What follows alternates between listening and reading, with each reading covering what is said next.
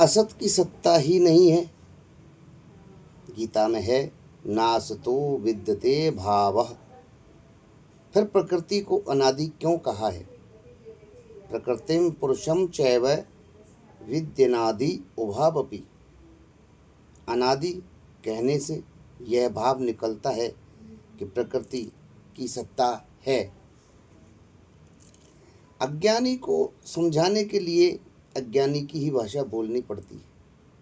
हम प्रकृति की सत्ता मानते हैं, इसलिए शास्त्र हमारी भाषा में ही कहते हैं।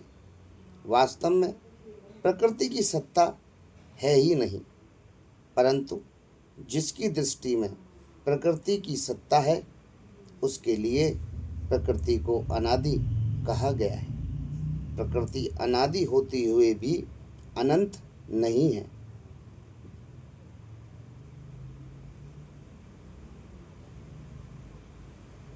बल्कि शांत अंत वाली है।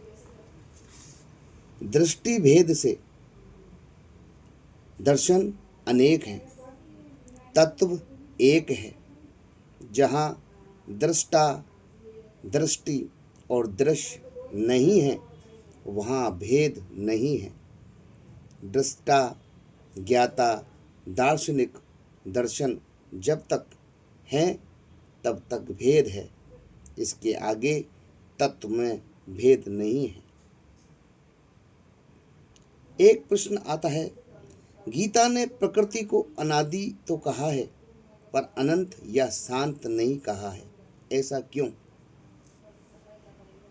अगर प्रकृति को अनंत नित्य कहें तो ज्ञान का खंडन होता है, क्योंकि ज्ञान की दृष्टि से प्रकृति की सत्ता है ही नहीं।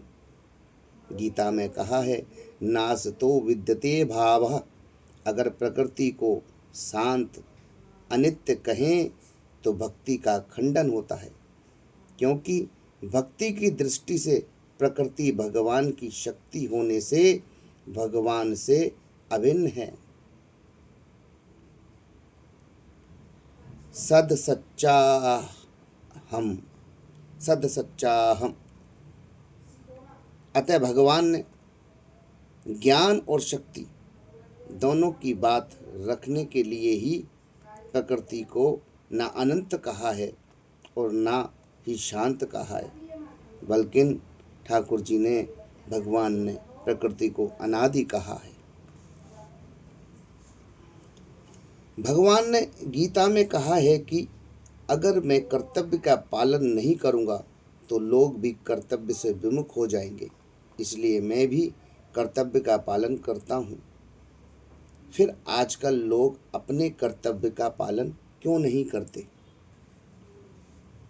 भगवान की बात उन लोगों के लिए है जो भगवान को मानने वाले हैं, जो आस्तिक हैं, जो प्रभु चरणों में, ठाकुर चरणों में श्रद्धा रखते हैं, राघव चरणों में श्रद्धा रखते हैं।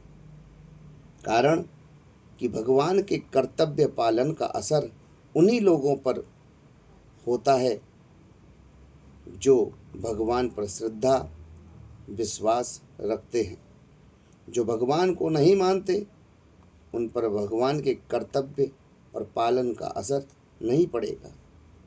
जिनकी विपरीत बुद्धि हो रही है, वे भगवान की कृपा को कभी नहीं समझ पाएंगे।